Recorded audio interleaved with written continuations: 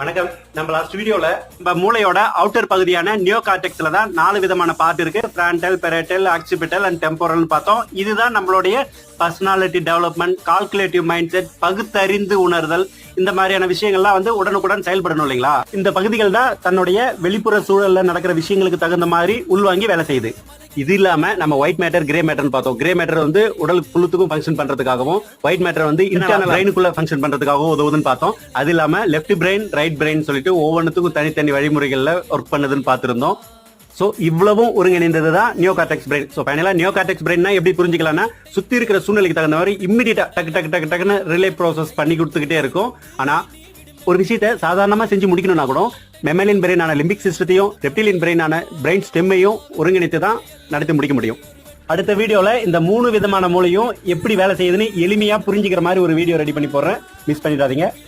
நன்றி.